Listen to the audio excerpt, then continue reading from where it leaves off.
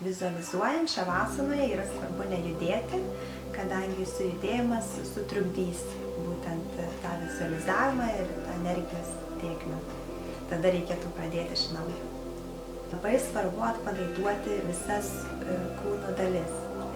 Žinoma, klausant video padės išlaikyti dėmesį, kadangi jeigu mes lengvai užmiegame, tai tada su video yra geriau, nes tai padės jums išlaikyti tą dėmesį.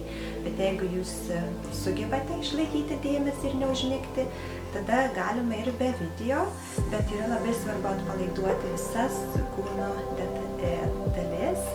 Ir tada, kai mes jaučiame, mes pasiekime tą atsipalaidavimo būseną, būtent mes nejudame, tada susitelkime į kvėpavimą. Kažkiek susitelkime į kvėpavimą, kad išlaikyti dėmesį, galime skaičiuoti kvėpavimus iki 10.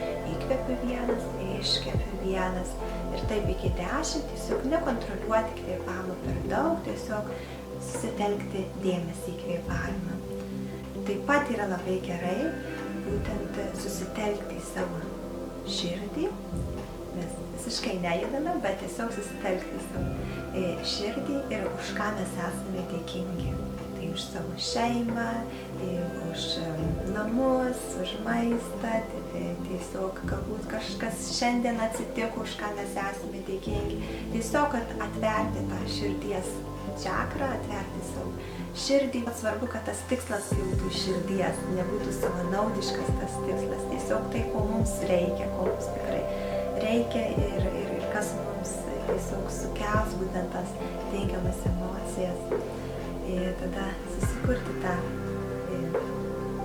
tikslą savo širdyje ir būtent vizualizuoti. Tada, kaip mes jaučiamės, būtent pasiekę tą tikslą, įsivaizduojam, kad mes jau pasiekėme, kaip mes jaučiamės.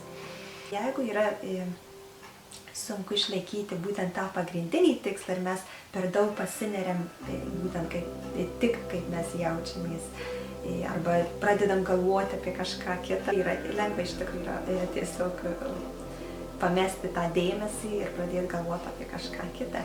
Tada mes galime vizualizuoti savo pirštais, mes nejudiname pirštų, bet tiesiog galim kaip skaičiuoti pirštais, kad mano nugarė yra sveika ir man taip tarsi per visus pirštus pereiti. Taip 1, 2, 3 ir iki 10, tiesiog, kad vėl išlaikyti tą visą dėmesį. Tai aš jaučiuosi puikiai, mano nugara sveika, aš jaučiuosi puikiai, mano nugara sveika. Ir taip 10 kartų.